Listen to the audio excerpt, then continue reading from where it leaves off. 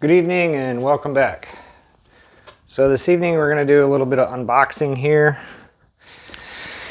I got quite a few things to unbox, so stay tuned for some other videos. But you guys are going to know what this is just from the title. But this is a Buckethead, my second one now. These are really hard to come by. I sold the last one on Reverb for well over 11 grand with tax and all that. And this one popped up on eBay for 9,500 or best offer. So I took a shot at it and made the guy an offer, and he accepted it. So lucky for me, I have a second Buckethead now. This is the signature model. And they made this in 2010. They made a studio version in 2011 and 2012. But this is a pretty rare guitar, and they have not reissued it yet. And I'll tell you what, they did a really good job of packing it. And it came from, where did it come from? Sunridge Guitars. So kudos to them on the packing, because this is one of the best pack jobs I've seen in a long time. Usually guitars come just flopping around in the box. Yeah, this thing is in there tight. Oh man, he's got peanuts in it too. I hate peanuts. At least they put them in the bottom. But he put lots of cardboard in front and behind the case too. And full of peanuts. They just make an absolute mess. I got one heck of a mess already to clean up. Let me see if I can get this wiggled out without getting peanuts everywhere.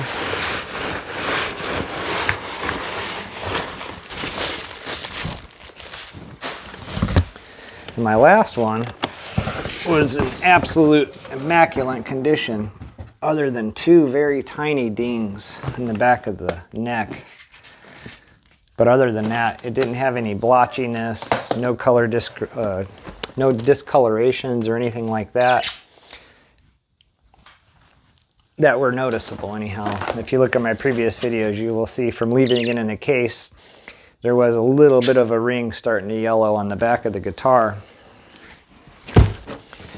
But it was not that noticeable. So it was kind of hard to tell on the pictures of this on eBay, but it looked like the headstock might have been yellowing a little more than the rest of the guitar, but we're about to find out.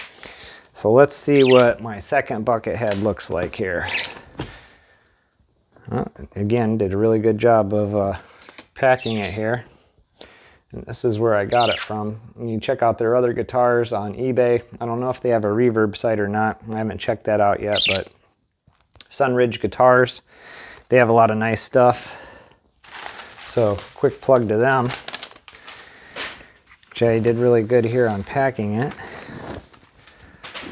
So let's see, what has he got in here? Is this just paper? Yep. All right, so let's see if this headstock is yellow, if I can get to it. Yeah, it is yellowed, but it's not too bad. So here we go, 2010 Buckethead signature. And I see it does have a little bit of discoloration right here and there. Nothing in the back of the neck. Mine had two little tiny dings in the back of the neck. And this one is absolutely flawless as far as that goes there. I don't see any chips around the edge. I do see a very light finish crack in the finish here.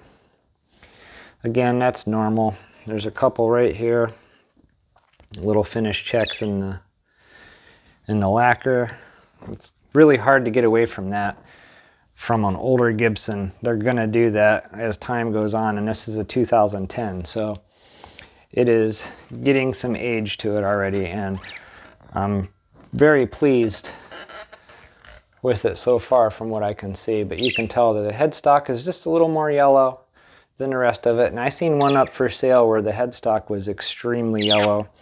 And I've seen a couple of them for sale where they had yellowed really bad, like this, the whole guitars. But they look cool because they were all finish checked and everything. So they must have left them out a lot. But yeah, so there we go. 2010 Buckethead Les Paul Signature. My second one. Extremely hard to find without paying a lot of money for them. So there's the COA, owner's manual, a warranty card, and a truss rod wrench. So it does have all of its attributes. Let me go ahead and just give that a latch. I'll set this down over here. I'll take a better look at it. Yeah, so I don't see any chipping around any of the edges. It's actually in really good shape. Now my other one didn't have any finish checking in it at all, so that's a positive for the other one. I got a little check here. I got 3 of them right there. I don't see any on the bout. And then there's one right there. And then these 2 right here. Let's see if there's any by the nut. There's just an itty bitty tiny one that's just starting to start. You probably can't even see it, it's so little. Mine had a couple little tiny ones like that on it too, where it started cracking around the nut.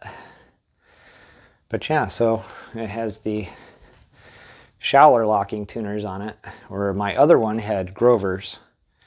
So that is a difference. Now I know when they first started making these, at some point they did change the tuners, so this could be an earlier one or an older one. I'm not sure which they started with, but I know they started with one or the other. And then they ended up using whatever it was through the rest of the run. So I'll have to look into that again and see which they started with, whether it was the Schouler or the Grovers. But yeah, it's in really good shape. So we got another Buckethead here. And I'll have to open it up and give it a good cleaning, check out everything in it. We'll do that later. I just wanted to get it open and make sure that it was okay and not damaged. So here it is, 2010 Buckethead Signature Les Paul. It is in really good shape. Fretboard's a little dirty there, but again, I'll clean all that up. And the headstock is surprisingly in really good shape. It's kind of hard to tell on video, but it is a little more yellow than the rest of the guitar. I don't know if you guys can see that there. You can see this finish check here and right there. And then here on the other side, right there, you can see 2 small finish checks. And then right there's another one. I don't know if you can see it on camera or not, but yeah, so it's actually in really good shape. You can see a little bit of yellowing right there and right here. But the back of the neck is really nice. No dings. There's no chips anywhere in it. Corners of the headstock are all real nice. Nothing chipped off. I've seen a few of them over the years where they had pretty big chips on the corners and stuff.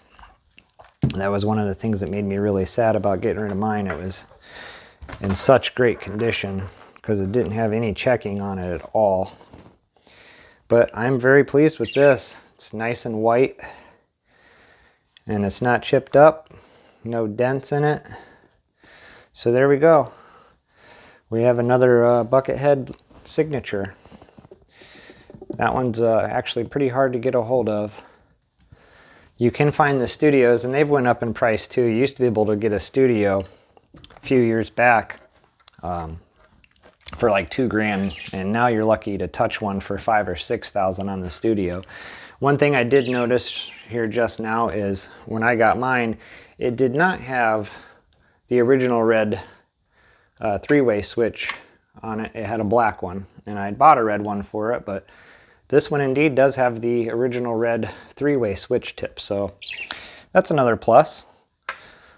So stay tuned for another video. We'll get this taken apart and check out the pickups in it and the pots and all that. And I'll do a good cleaning on it and restring it. And we'll have somebody give it a kick and test it out, because I'm not that great at playing, so I'm not going to get on the camera and try. So maybe one day when I get better. But for now, that's it. Stay tuned. We got this package here to open. I got a couple more here. And still haven't got to the BB King yet, but that will be my next project before this one. So stay tuned for that. Until then, don't forget to like and subscribe, and thank you for watching.